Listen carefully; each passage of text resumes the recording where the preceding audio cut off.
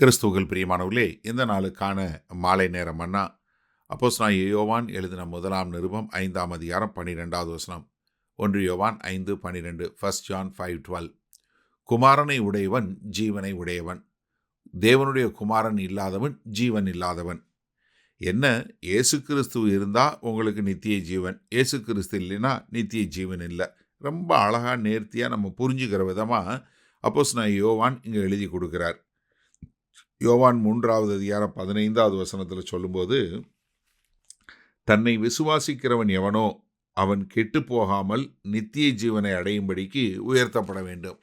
எப்படி வனாந்தரத்தில் மோசே சர்ப்பத்தை உயர்த்தும் போது அவரை அந்த சர்ப்பத்தை பார்த்து அவங்க குணமடைந்தாங்களோ, அதே போல் யாரெல்லாம் என்னை பார்த்து விசுவாசிக்கிறாங்களோ அவங்கெல்லாம் நித்திய ஜீவன் அடையும்படிக்கு. அதே மாதிரி யோவான் 3வது அதிகாரம் 36வது வசனத்தில் பார்க்கிறோம், குமாரனிடத்தில் விசுவாசமாய் இருக்கிறவன் நித்திய ஜீவனை உடையவனாய் இருக்கிறான், குமாரனை விசுவாசியாதவனோ ஜீவனை காண்பதில்லை, தேவனுடைய கோபம் அவன் மேல் நிலை நிற்கும் என்றான். என்ன, குமாரன் கர்த்தராகிய இயேசு கிறிஸ்து மேலே விசுவாசமாய் இருக்கிறவன் நித்திய ஜீவனை உடையவரான இருக்கிறான். ஆனால் அப்படி இல்லாதவன் பேரில் தேவனுடைய கோபம் உண்டாகும் என்று சொல்லக்கூடியதா. அதே மாதிரி யோவான் 6வது அதிகாரம் 47வது வசனத்தில், என்னிடத்தில் விசுவாசமாய் இருக்கிறவனுக்கு, இது கர்த்தராகிய இயேசு கிறிஸ்து சொல்கிறாரு, என்னிடத்தில் விசுவாசமாய் இருக்கிறவனுக்கு நித்திய ஜீவன் உண்டென்று மெய்யாகவே மெய்யாகவே உங்களுக்கு சொல்லுகிறேன். எப்படி, என்கிட்ட விசுவாசமாய் இருக்கிறவனுக்கு நித்திய ஜீவன் உண்டு என்று அதை மெய்யாகவே மெய்யாகவே நான் திரும்ப அதாவது டபுளாக நான் ரெட்டிப்பாக நான் உங்களுக்கு ஒரு வாக்குத்தத்தம் கொடுக்குறேன், உங்களுக்கு நித்திய ஜீவன் உண்டு என்று சொல்லக்கூடியதா.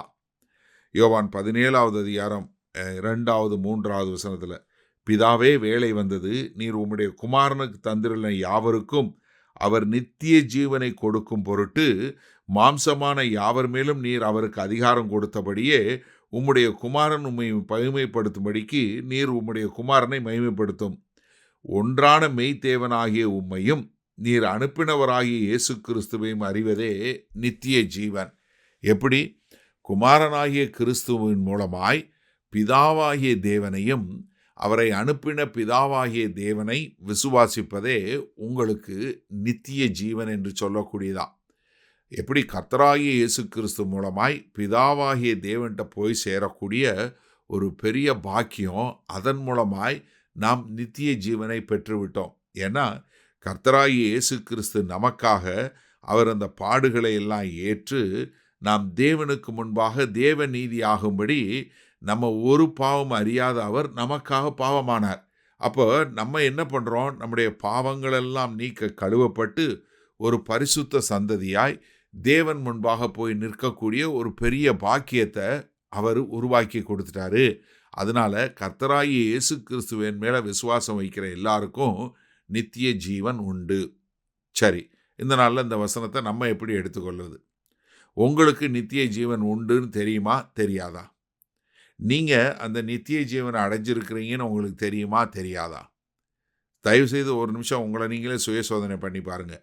ஒருவேளை நீங்கள் எத்தனை வருஷம் கிறிஸ்தவனாக இருக்கிறீங்க, எவ்வளோ வருஷம் சர்ச்சுக்கு போகிறீங்க, எவ்வளோ வசனம் தெரியுங்கிறது முக்கியம் இல்லை. ஆனால் நீங்கள் கர்த்தராகிய இயேசு கிறிஸ்துவை பெற்றுக்கொண்டதுனால எனக்கு நியாய தீர்ப்பு இல்லை, எனக்கு ஆக்கினை தீர்ப்பு இல்லை, நான் அதிலிருந்து விடுதலை பெற்றுவிட்டேன், எனக்கு நான் இந்த நிமிஷம் மரித்தா அடுத்த நிமிஷம் நான் கர்த்தருடைய சன்னிதானத்தில் இருப்பேன் அப்படிங்கிற ஒரு நிச்சயம் உங்களுக்குள்ளே இருக்கா? இது நம்ம ஒவ்வொரு கிறிஸ்தவனுக்கும் அடிப்படையில் இருக்க வேண்டியது. எனக்கு அருமையானவர்களே, அப்படி நீங்கள் வாழும்போது தான் நீங்கள் கர்த்தருக்கென்று வாழக்கூடிய மக்களாக இருக்கலாம். ஏன்னா ஜீவ காலமெல்லாம் மரண பயத்தில் இருக்கிறவங்களுக்கு விடுதலை செய்வதற்காகவே கர்த்தராகிய இயேசு கிறிஸ்து மாம்சமும் இரத்தமும் உடையவராய் நம்முடைய சகோதரனாய் பிறந்தார் என்பதை எபிரேயர் 2வது அதிகாரம் மிக தெளிவாக நமக்கு காட்டி கொடுக்கிறது. அதனால் இந்த நாளில் இந்த செய்தியை கேட்டுக்கொண்டு இருக்கிற எனக்கு அருமையான சகோதரனே சகோதரியே, உங்களுக்குள்ள அந்த நிச்சயம் இல்லைன்னா, உங்களுக்குள்ள அந்த பூரண நம்பிக்கை இல்லை என்றால், நீங்கள் கர்த்தராகிய இயேசு கிறிஸ்துவை விசுவாசிக்கிறேன், அவருடைய வார்த்தை சொல்லுவது போல யோவான் 6வது அதிகாரம் 47வது வசனத்தில் கர்த்தர் நமக்கு கொடுத்த வாக்குத்தத்தம், என் மேல விசுவாசமாய் இருக்கிறவனுக்கு நித்திய ஜீவன் உண்டு, அவன் ஆக்கினை தீர்ப்புக்கு உட்பட மாட்டான் என்று மெய்யாகவே மெய்யாகவே உங்களுக்கு சொல்லுகிறேங்கிற வார்த்தை உங்களுடைய இருதயத்திலையும் உங்களுடைய எண்ணங்கள்லையும் உங்களுடைய சிந்தையிலும் உங்களுடைய வாழ்க்கையிலும் ஒரு நிச்சயமான காரியமாக வரட்டும். எல்லா பயங்களையும் விட்டு நீங்கள் தேவனோடு இசைந்து ஒரு நித்திய வாழ்வு வாழ கர்த்தர் உங்களுக்கு கிருபை பாராட்டுவாராக. மகா கிருபையும் இரக்கம் நிறைந்த எங்கள் அன்பின் தகப்பனே, இந்த செய்தியை கேட்டுக்கொண்டிருக்கிற யாருக்காவது அந்த ஒரு பூரண நிச்சயம் இல்லை என்றால் இன்றைக்கே அவர்களுக்கு அப்படிப்பட்ட ஒரு பூரண நிச்சயத்தை கொடுக்க வேண்டுமாய் மீட்பரும் இரட்சகருமாகிய இயேசு கிறிஸ்துவின் மூலம் ஆசீர்வதி ஜெபிக்கிறோம் ஜீவனுள்ள வல்ல பிதாவே, ஆமேன். கர்த்தர் உங்களை ஆசீர்வதிப்பாராக. நாம் நாளை காலை தினசரி தியானத்தில் சந்திப்போம். Good night.